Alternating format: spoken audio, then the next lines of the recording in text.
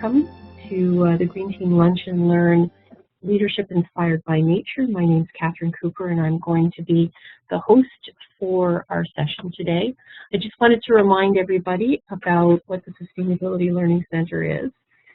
We are a learning and networking hub for sustainability. We do professional development and skill certification around green core competencies within all sectors, really. We provide instructor-led training and around sustainable strategy development, green team gap assessment, employee engagement for sustainability, and a number of other areas. We do that customized face-to-face, customized online, as well as online programs. And we do this series of lunch and learn programs for green teams because we're really hoping that over time we can create a bit of a network for green teams so that you can help one another as you work through this process of implementing sustainability.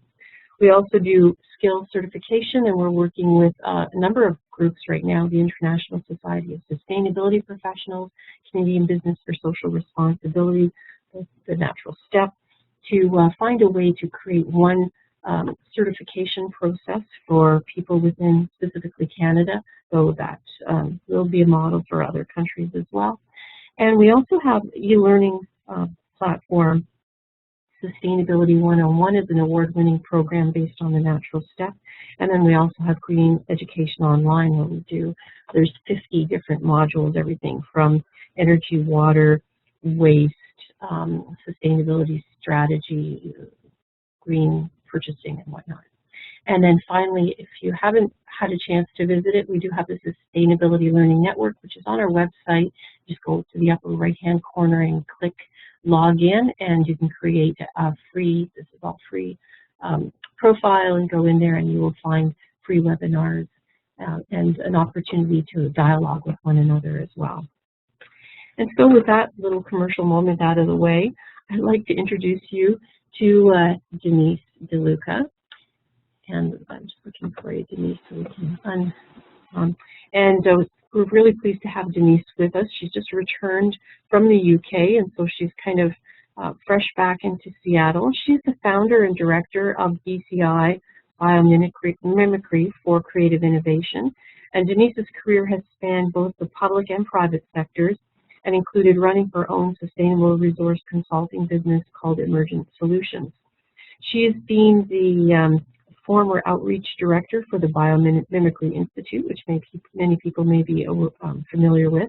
And she's presented numerous lectures and workshops, helped to expand the tools and concepts of biomimicry, and worked to integrate biomimicry into university-level education. She was also the former project lead for Sweden's Biometrics 3000, and has recently returned to Seattle from the UK, where she continues to do her work with BCI.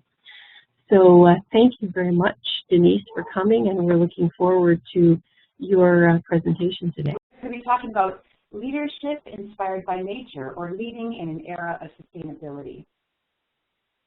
What we'll cover in the next hour or so is frame why natural leadership is needed by companies now and into the future. We'll explain why the concept of ecological thinking for radical transformation is so important. We'll discuss what we can learn from leadership models found in nature and which models work best in different situations. We'll talk about how leaders can use nature's principles to create a business inspired by nature. And then we'll provide a few activities that you can apply to your leadership work to help your organization become a business inspired by nature. I want to warn you that I just got done teaching a 10-week course in what we call creative leadership as part of a master's program. And so I'm going to try and cram 90 hours of teaching and work into this 1-hour session. So I'm going to try and cover a lot of information quite quickly before we get to the end. Okay, so why natural leadership? Why do we need natural leadership, or what we're calling leadership inspired by nature? Well, if you're listening to this talk today, I think you probably intuit the answer to this question. As all of you know, and many of you have probably spoken about or written about yourself, this is all we have to work with. It's one Earth. All of us, all of the humans, and all the rest of the organisms in nature, has to learn to survive and thrive within the constraints of the Earth, or will go extinct. It's really that simple, and the constraints of Earth are also pretty well known. All of the other species in nature, with very small brains or even no brains at all, have created an immeasurable diversity of successful systems that are incredibly efficient and elegant and that have survived for almost 4 billion years.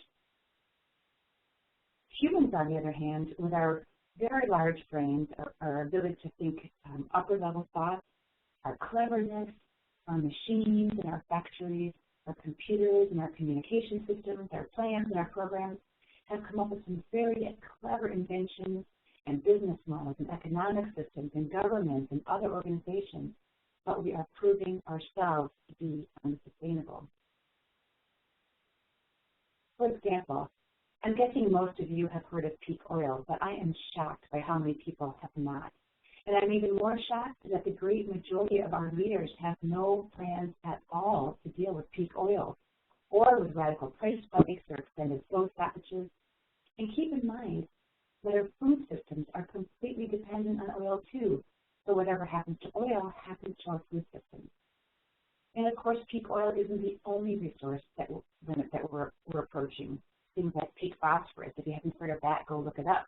Again, it's completely tied to our food systems. Worse than that, conventional leadership models are actually unable to handle radical, volatile, and unpredictable change. In addition to volatility and disturbances caused by resource limitations, there are positive yet equally radical transformations caused by rapidly emerging technologies. Mobile phones, laptops, digital cameras, the web, email, Google, Facebook, YouTube, Twitter, you guys know the list. These technologies have given people, incredible capacity for power that has only just begun to be released. We're seeing a shift from corporate to consumer, from broadcast to broadband, from network to network.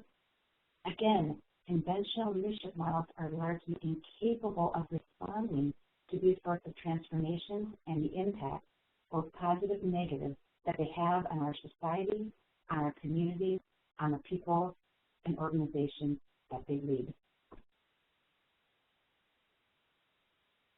That's because conventional leadership and conventional organizational structures were born in older time, when resources appeared to be abundant, when we cared less about human rights.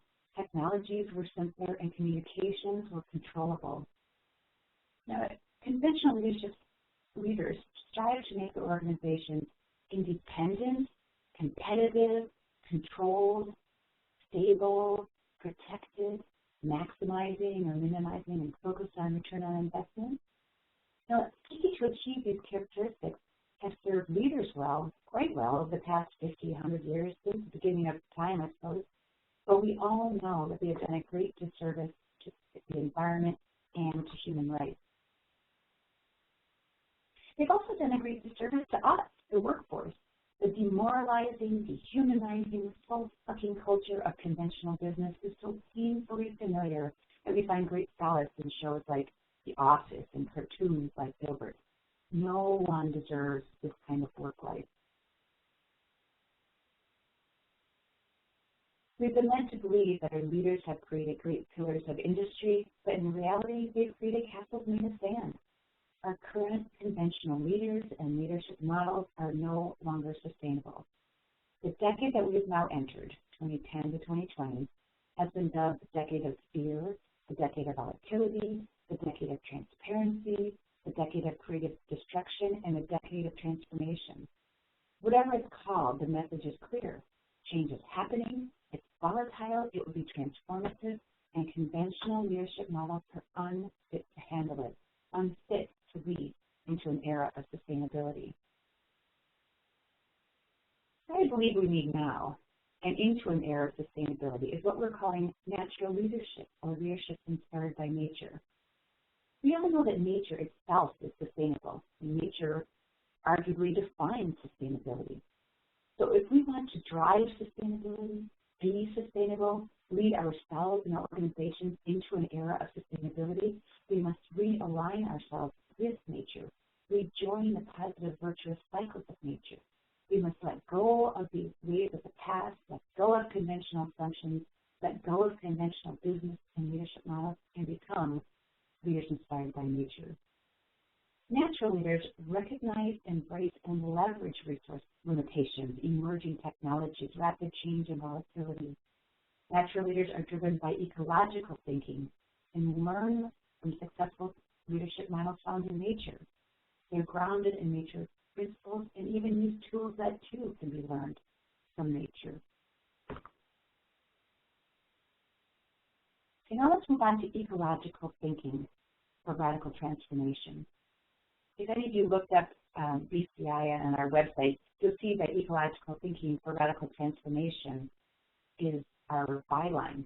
And based on what you've talked about so far, you might be getting a sense of what we mean by that. Okay, we're looking at a chart here. You might look at the bottom axis as understanding or understanding of sustainability, say, and the vertical axis as performance. And we've already said that radical change, both good and bad, has happened, is happening, and will continue to happen on numerous fronts into the foreseeable future, whether it's resource limitations, rapidly emerging disruptive technologies, or climate change, political upheaval, economic instability. We cannot deal with myriad radical changes and make a myriad incremental changes to conventional approaches. It's just not enough.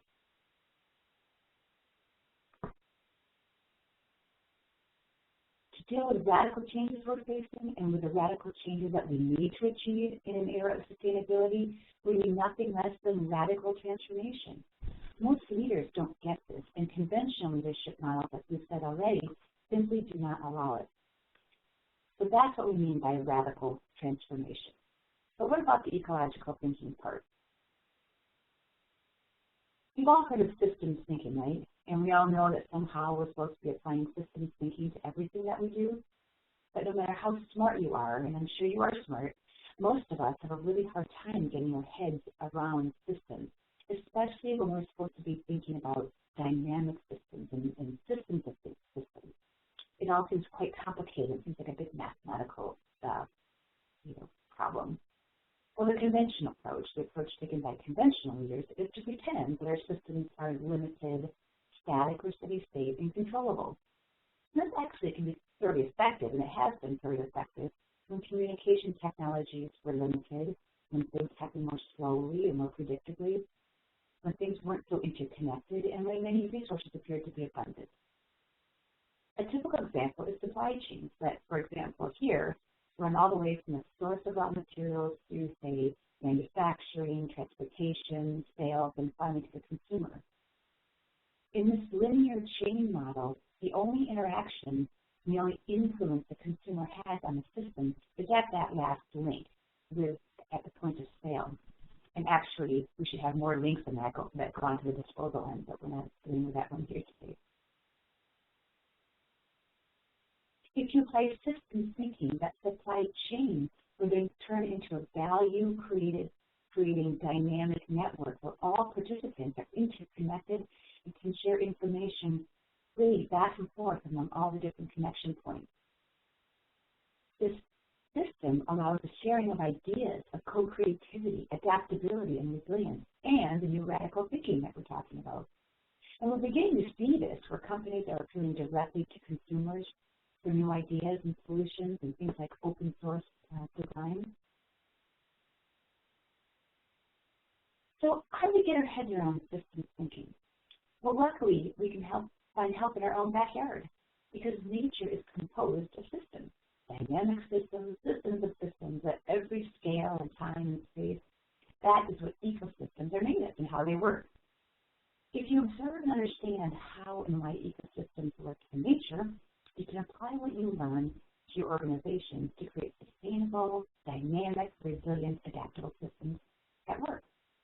And this is actually easier than you think because you as an organism and we humans as a species are part of nature. We've evolved to be part of numerous systems in nature. And evolution has allowed us to live as active participants in Ecological thinking is really hardwired into our DNA. You already get it. It's simply you need to remember. Okay, so now let's talk about leadership models found in nature. Our assumptions and our language around leadership is usually associated with the military and sports, but it's also full of references to nature, although sometimes those references are correct or complete. For example, we've all heard of or used expressions like pecking order, dog eat dog, leader of the pack, or king of the jungle. This sort of language implies that nature is dominated by a top-down leadership style based on competition, constantly striving to increase your ranking within the group at the expense of others, and always fighting for the lead position. But if you think about it, fighting is expensive and generally leads to losers as well as winners. Successful species cannot afford to waste limited energy and resources constantly looking for a fight, and especially constantly generating losers within their own group. Our top-down leadership models certainly do exist in nature, and we'll talk about those in a moment, but there are a range of other models out there too. And even more interesting is that within a given group, you can find many different leadership models, either all at the same time or over time, adapting to each situation at hand. So let's look at some other leadership models that can be found in nature. We'll cover 4 of them today, and those are hierarchies, heteroarchies, swarms, and one that I've come up with called roots and shoots. Okay, the first one we'll look at is heteroarchies. This is the top-down leadership model that most of us are familiar with and what most of our organizations follow. It's also the one that you probably are most familiar with in nature. In hierarchies, there's always one dominant leader that everyone is supposed to follow. There's also a top-down leadership structure that permeates down through the rest of the group.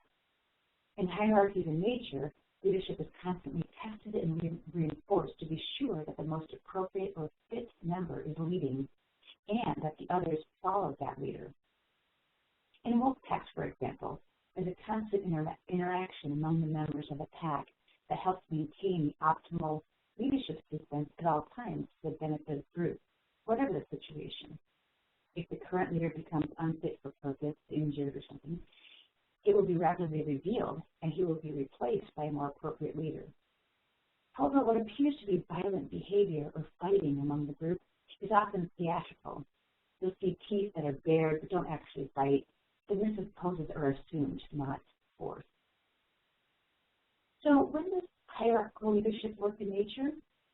It works when groups must act decisively and rapidly as a coordinated group in situations where not all members can have full and timely access to information, and when sticking to preset plans is not possible. Imagine wolves hunting in a pack as an example. But even in groups like wolf packs that appear to operate as hierarchies, they don't function that way all the time. When top-down leadership is not needed, for example, when they're not hunting, the pack or members of the pack adopt other leadership models that are more appropriate for given conditions or situations. So when does hierarchical leadership work best in human systems? Well, the 3 classic examples that we're all familiar with are the military, the emergency response, and sports teams. And that's why so much leadership language comes from these sorts of situations, conventional leadership, I should say. In each case, action has to be taken rapidly and decisively in response to rapidly changing and unpredictable conditions where not all members of the group have full or timely access to information, yet they need to act as a coordinated group. You can see how that plays out in these examples, military, emergencies, and sports teams. Top-down hierarchies also have the capacity to create rapid change throughout an organization. For example, when the leader at the top wants something to happen, he or she may have the power to make it happen relatively quickly. So why aren't hierarchies appropriate in all situations? Well, hierarchies don't leverage or optimize the full capacity, the richness, the uniqueness of each individual in the organization. Hierarchies work by controlling flows of information and resources, which work for certain things, but it also inhibits cross-pollination. It flows responsivity, particularly at the local level. And hierarchies also tend to stifle new ideas, stifle creativity and innovative thinking that could emerge from a diversity of individuals interacting within the organization.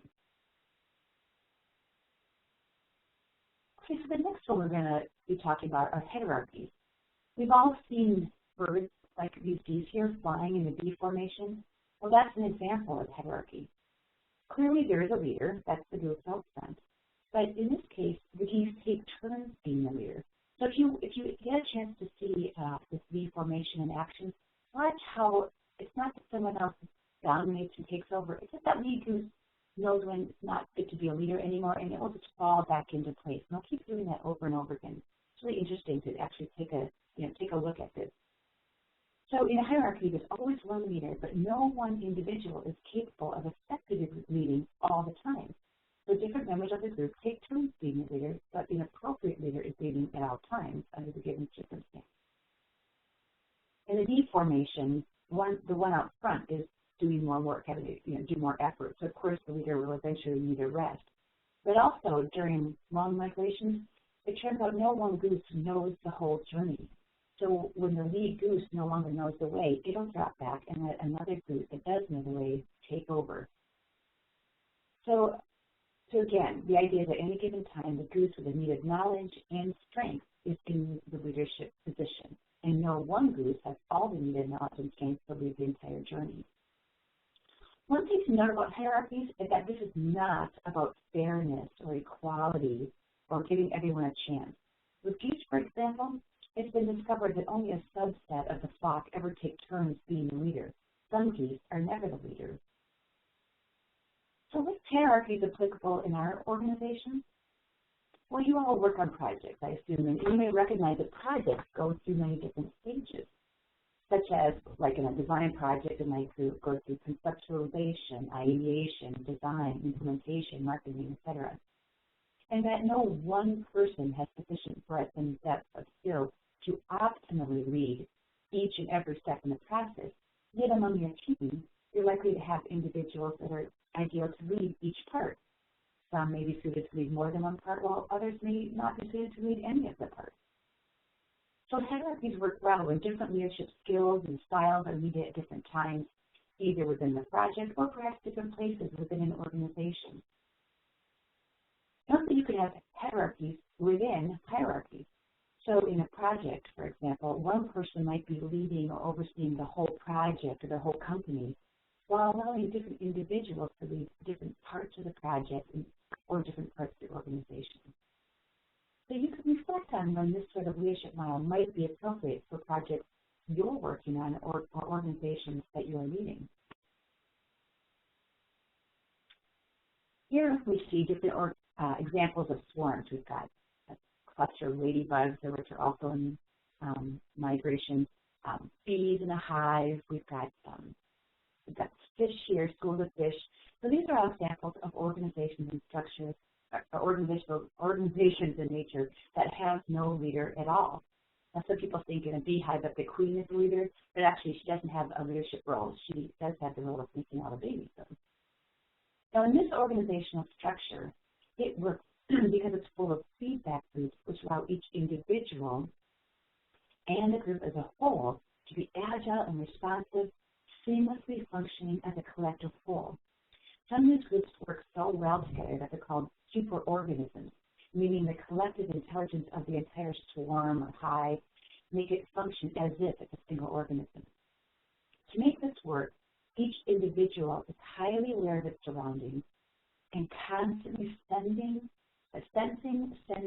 receiving, and responding appropriately to information with those around them.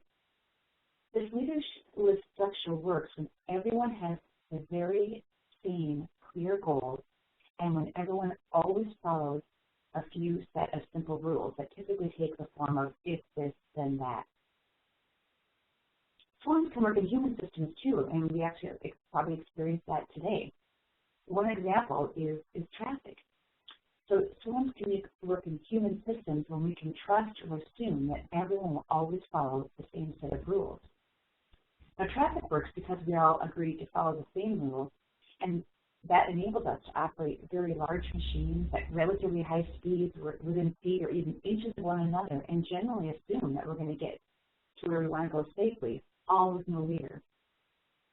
They also work when it doesn't matter exactly how something gets from point A to point B, as long as we trust that it will get to B when, where, and with the characteristics needed.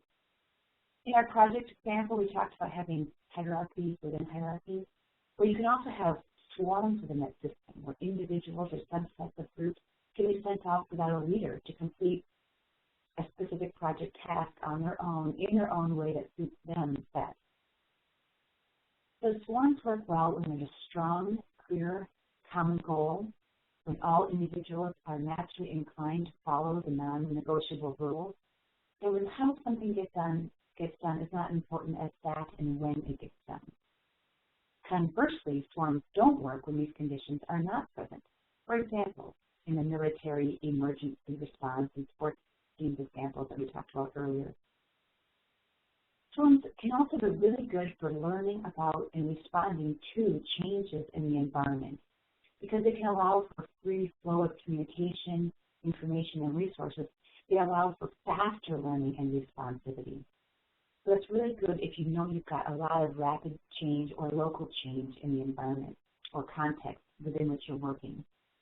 They also allow for creative, innovative thinking by individuals and groups, optimizing the uniqueness of individuals within the framework of the group. Swarms also have a benefit that they don't need the infrastructure that supports leaders, so you get an extra benefit there too.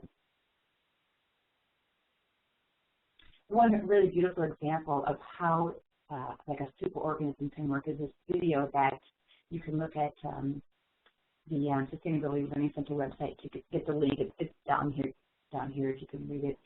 It's a YouTube video of swallows in a formation they call murmuration. It's when hundreds or thousands of birds fly in this gorgeous choreography. So you go from what would seem like chaos, but it turns into choreography, all without a leader. And I really encourage you to watch that. It's just a beautifully chilling example of swarm functioning. Okay, so the last leadership model I want to talk about in nature is one that you don't normally think of as leadership, but I think it's actually quite relevant to your work as leaders in sustainability. It's what I'm calling the roots and shoots model, although it covers things besides roots and shoots. So the first example I want to give you is on the right here is lichen. Here you can see lichen growing in a seemingly inhospitable place. It's on a bare vertical rock where it's very cold, that right there is snow. Now here, this lichen represents the leader of the entire ecosystem, creating something out of apparently nothing, creating conditions that will allow other life to follow. Lichen can do this because it's got this absolutely complete interconnected synergy between fungi and algae, together making it possible to live where other organisms can't. And in fact, where either fungi or algae can't live alone either. As sustainability leaders, sometimes you have to work between a metaphorical rock and a hard place, don't you? In conditions that are not hospitable to your sustainable ideas, where you have to create something sustainable out of nothing, where there's no sustainability there at all, and create conditions that allow the era of sustainability to follow your work and then flourish. So you can reflect on what you can learn from the synergy of lichens when you're out there leading your cause, leading sustainability efforts where none yet exist. On the left, you see a coconut seed sprouting. Like lichen, seeds can also be leaders, leading the life of a new plant, perhaps leading the establishment of its species or even plant life in general in a new location. In most cases, the seed will stay dormant for as long as necessary and is equipped with sensors that signal it to sprout only when and where conditions are hospitable. And from the seed emerge its first fruits and shoots, the leaders of that particular plant. So how is the seed able to do this? Well, it uses a combination of strategies. For one, it carries resources within itself so it can be self-sufficient until the roots and shoots can establish and start bringing in resources from the outside world. It also has some sort of a protective shell that only opens when conditions are right for germination. As sustainability leaders, embedded in your hearts and minds, you have the seeds of how things could be, how they should be. Your ideas about sustainability need to sprout and take root, sometimes where there's no support or no similar ideas exist. So think about what you can learn from a strategy of seeds and roots and shoots about being a sustainability leader and forwarding your sustainability projects.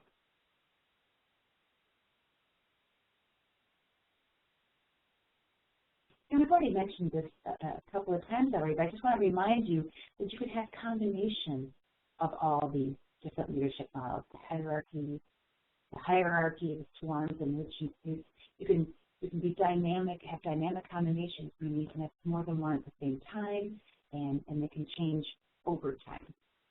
And that's exactly what you see in nature too. Okay, now I want to move on to talking about nature's principles. As we've been talking about natural leadership and leadership models in nature, you've been hearing some of the same words over and over again. That's because leadership inspired by nature is grounded in what we call nature's principles.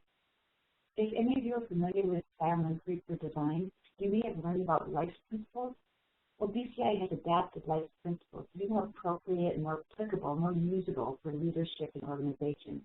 And we've renamed them nature's principles to be more in keeping with our inspired by nature foundation. And here's what they look like. There's just 6 of these principles, and like nature itself, all of them are interdependent and interconnected. So when you're talking about one, you're really also talking about the other. And we're not going to go into depth today, but I'll just briefly go through them. So being resilient, as some of you may know, means being able to recover from a disturbance. A business inspired by nature leverages disturbance as an opportunity rather than trying to predict and then protect against change. Optimizing is there to be really in contrast to the conventional minimizing or maximizing. And for example, it means being formed to function. Being adaptive means constantly sensing and responding to the world around you, being flexible and continually moving towards positive outcomes. We've already talked about being systems-based, which includes integrating synergies into everything you do. Being values-based is knowing what is truly important to you as a human, as part of nature, as part of your business, and always acting in accordance with those values. Life supporting is one that you already know. It means working as an active and beneficial part of the cycles of nature. And in the world of sustainability, you know all about that. So these are nature's principles, but what does it look like actually to be a leader inspired by nature as opposed to the conventional leader that we were talking about earlier? Well, a leader inspired by nature seeks synergy rather than independence. A leader inspired by nature fosters collaboration rather than strictly competition. A leader inspired by nature leverages collective intelligence rather than forcing top-down decisions. A leader inspired by nature embraces diversity and adaptability rather than trying to protect against change. A leader inspired by nature learns the benefits of being open source rather than closed source.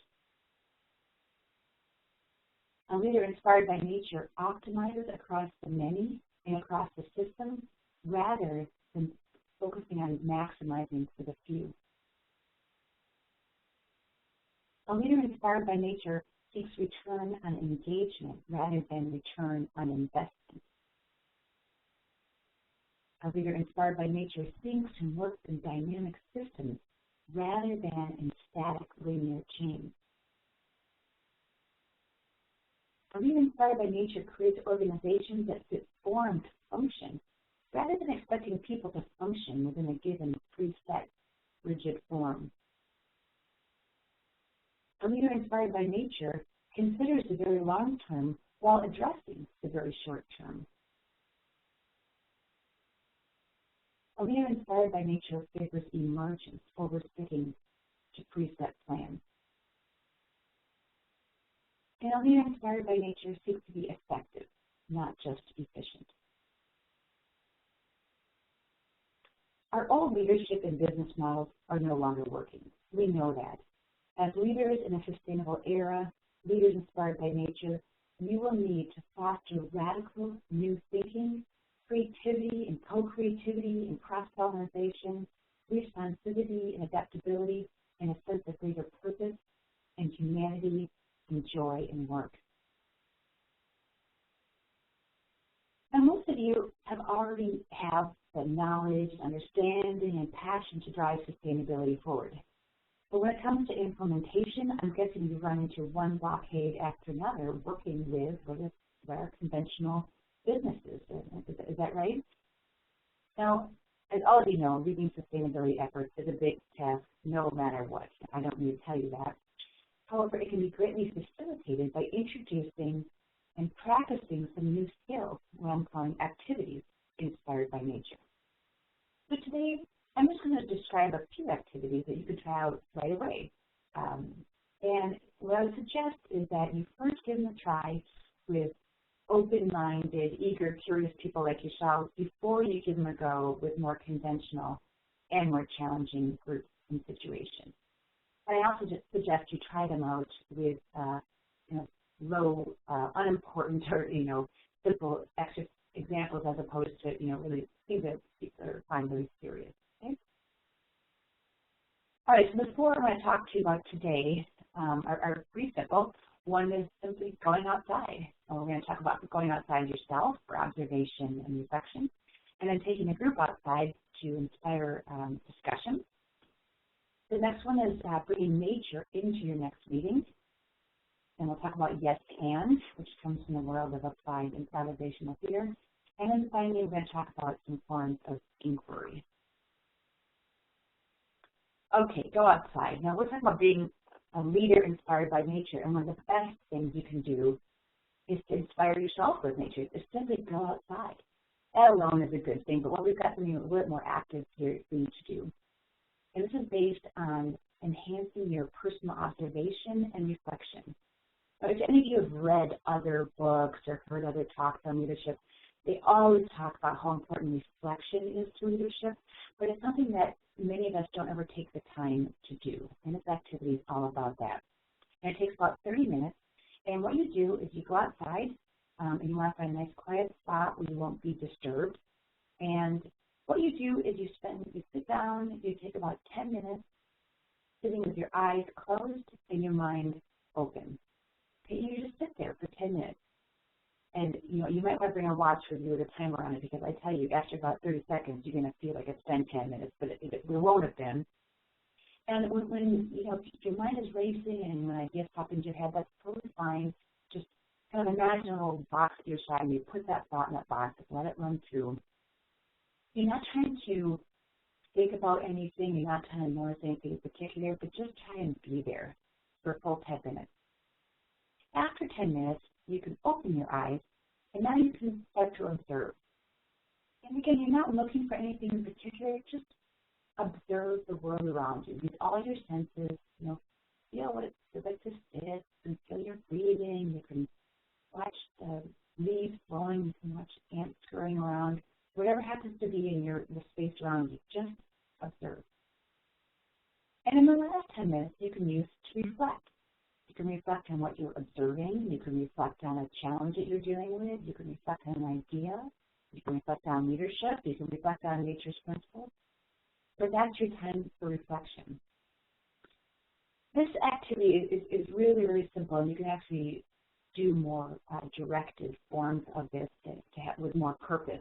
But just this alone is fantastic. We've done these week-long immersion courses in places like Veracruz, Mexico, and Costa Rica, and some people have come away from that thinking that this is one of the best activities that they do. They're taking this time to go out in nature and reflect.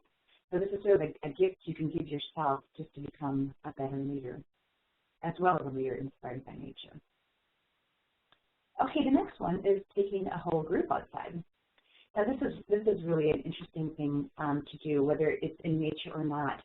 So what you do, you take your group, and let's say you're having a meeting, and what you do here is you break the group into pairs, and each pair takes on a topic or a challenge. Everyone can take the same topic, or they can have subtopics of the bigger thing you're dealing with. And you send each pair for a walk outside for 10, 15, 30 minutes, depending how much time you have. Ideally, it's a natural area, but if you're in an urban environment, that's okay too. Just the act of going outside and walking is fantastic. The interpersonal relationships that you have while you're walking shoulder to shoulder outside, where you're using your body, your blood is flowing, you feel some fresh air, well, it just itself inspire completely different dynamic, completely different conversation, which will then spawn all kinds of new creativity. So just walking out in pairs is great. It's also great to add observing nature. So when you're out in nature, even if it's just a maple tree coming up out of the sidewalk, look at the tree, look at the leaves, and just notice what's there. And again, that will send off different signals in your brain, which then sparks you to think more creatively, more dynamically. Absolutely more inspired discussions will be generated from this. If you can go to a natural area or in a greenhouse, this is even more fantastic. If you want to go even a little further with this, you can take your topic and try asking, how does nature address this topic? It could be you're coming up with a new marketing plan, a new communication strategy. It could be a new vacation policy. You say, well, how does the maple tree take a vacation? And at first that seems really silly, but actually you start to think about, well, what do we mean by a vacation? Why do we even take a vacation? And what does that, what's the parallel in nature? And again, it's approaching the topic in an entirely different way. And that will spawn inspired, new thinking, new conversations, new ideas. After you go out 15 or 30 minutes, and it can be quite challenging to get people to come back indoors, but you come back and share ideas and examples. And I guarantee you, just even a 10-minute walk outside will have so many new ideas that you would have had you just sat around the table and taking the conventional approach. An example of how this has worked in practice is some interface exploring. Some of you may have heard of them if you've heard about biomimicry, because they've become sort of a poster child for biomimicry. A guy named Ray Anderson, who just recently passed away actually, he became so inspired by biomimicry because one day he was realizing how environmentally damaging carpets were, and he had grandchildren, and he was just really stressing about what to do about it. And he discovered biomimicry and sent a group of his carpet designers out for a walk in nature. And they simply asked the question, how does nature make a floor covering? And by watching, in this example, the wind was blowing, and the wind shuffled the leaves around, the leaves blew up and landed again in a different spot than they were. And they noticed that the overall effect, or the visual effect of the leaves on the floor was the same as before the leaves were disturbed. And they believe they're all in a different place. And so many ideas emerged from this simple question, this simple walk in the woods. One thing was we should make tiles, not rolls of carpet, because what that allows us to do is take one out and that might be damaged and put one back without removing the entire carpet to replace this one damaged part. They also read if you could take a tile, pick it up and put it back in a different direction, that would mean you could put any carpet from any lot with the same sort of dye lot into any floor anywhere, and it would still work. You don't have to match up exactly what was there. And you can see that here, but that random pattern they have. So it's completely non-directional. It's unique and it's beautiful, and it's also easier on your eyes. So they went on then to ask more and more questions, and now they're recycling their carpet. They're doing all kinds of fantastic things. All started by going for a walk out in the woods. Okay, so the next thing we're going to talk about, next activity, is bringing nature to your meeting. Now, it's not always convenient to go out for a walk, whether it's your situation or your the weather, but you can also bring nature into your meeting and have some of the same effects. So what you do is you ask people who are going to attend the meeting to bring a natural item to the next meeting. For example, a pine cone, a flower. They could bring part of their lunch, like an orange, run outside and grab a piece of grass or a leaf, doesn't really matter.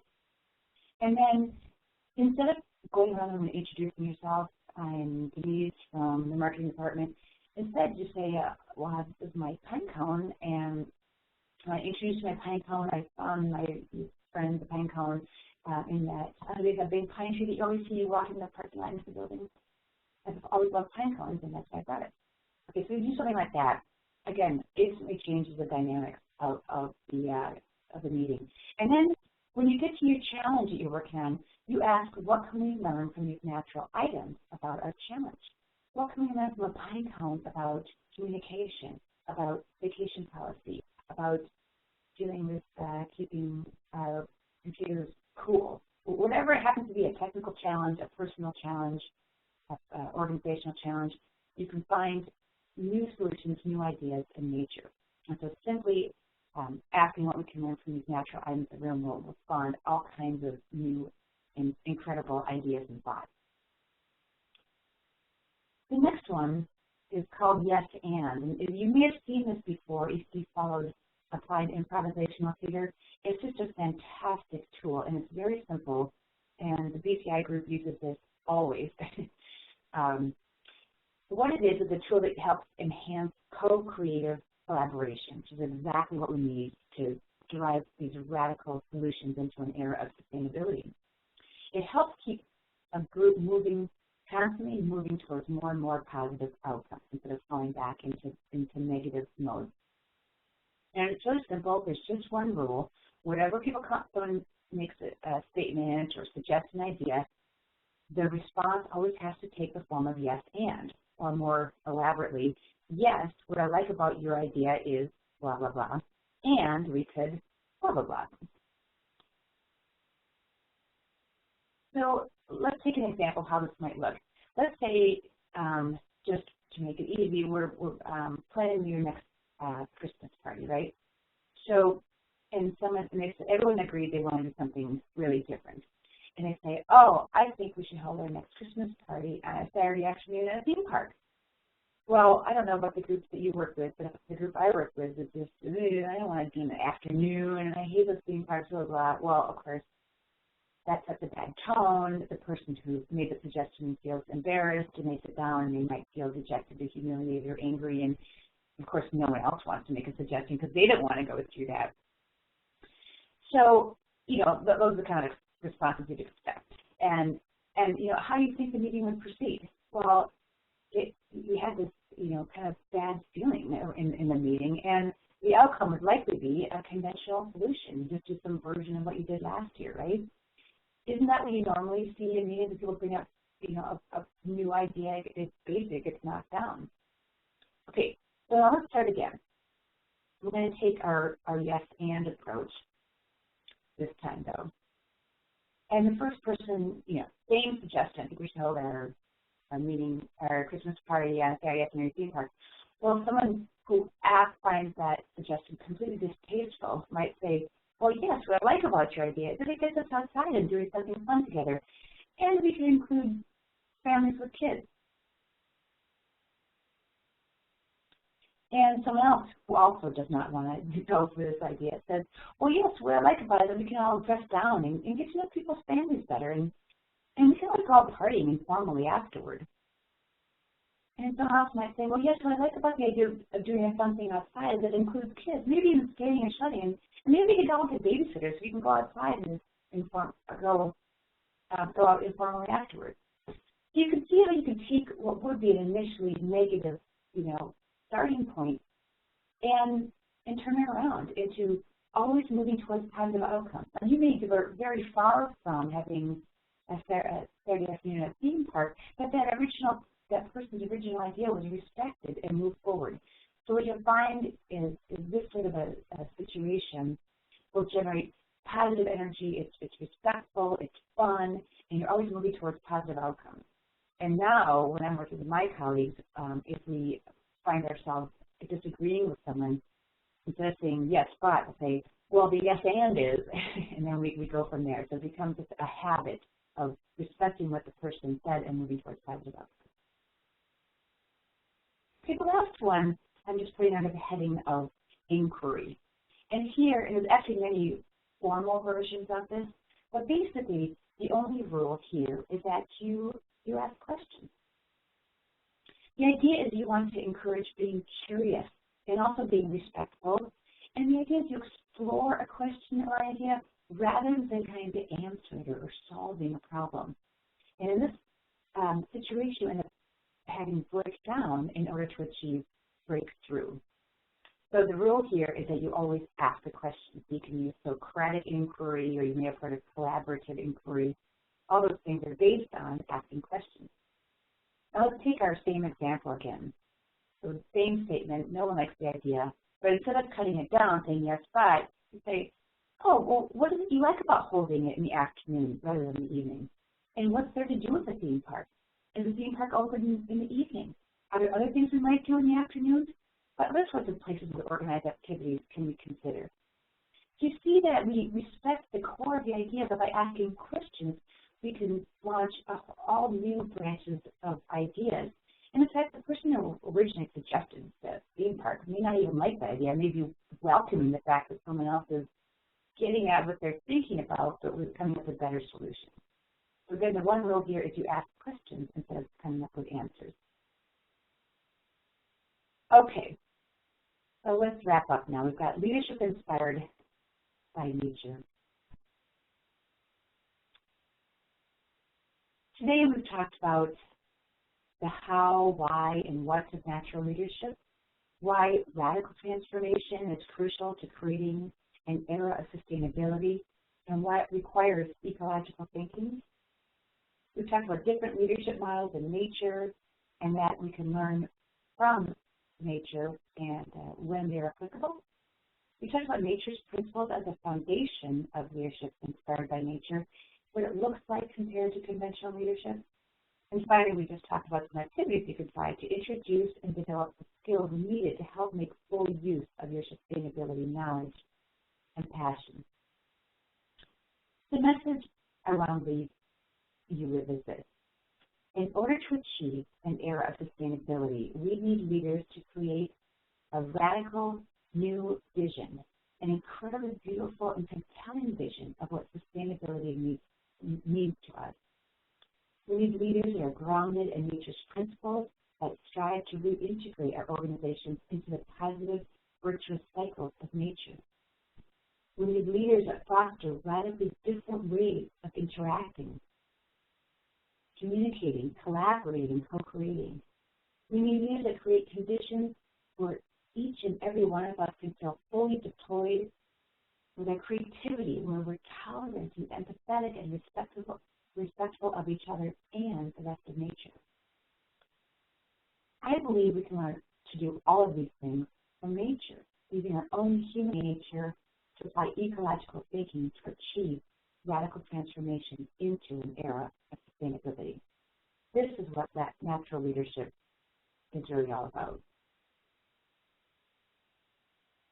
Okay, and at this point, we'd like to open up the floor for conversation and questions. I'll learn more about leadership inspired by nature and about BCI. You can go to businessinspiredbynature.com, or you could email me directly at denise@businessinspiredbynature.com.